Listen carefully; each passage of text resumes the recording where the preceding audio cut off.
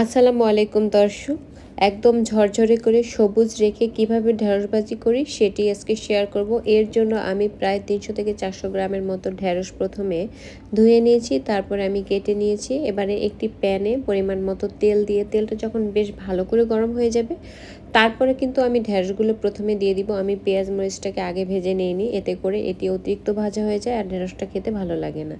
এখন আমি একে একে দিয়ে দিব পেঁয়াজ কুচি, দিয়েছি কিছু কাঁচামরিচ ফালি, আর অল্প একটু রসুন কুচিয়ে দিয়ে দিব, আর দিয়ে দিব পরিমাণ মতো লবণ আর একদম অল্প পরিমাণে হলুদ গুঁড়ো। অতিরিক্ত হলুদ গুঁড়ো দিলে কিন্তু ঢেঁড়সের কালারটা নষ্ট হয়ে যায় এবং এর থেকে হলুদের গন্ধ আসে। এখন একদম হাই হিটের চেয়ে একটু কম হিটে আজকের পুরোটা সময় চুলার ফ্লেম রেখে আমি ঢেঁড়সটাকে ভেজে নিব।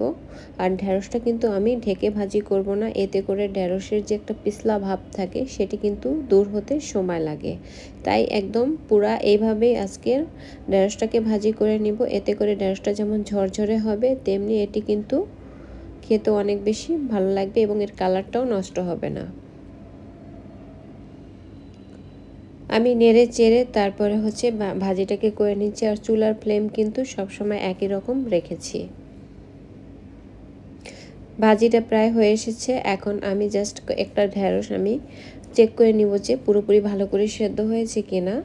এরপরে নামিয়ে জাস্ট গরম গরম ভাতের সাথে পরিবেশন করলেই হয়ে যাবে। ঢেঁড়সটা কিন্তু হয়ে গিয়েছে, এখন জাস্ট পরিবেশন করে নেওয়ার পালা।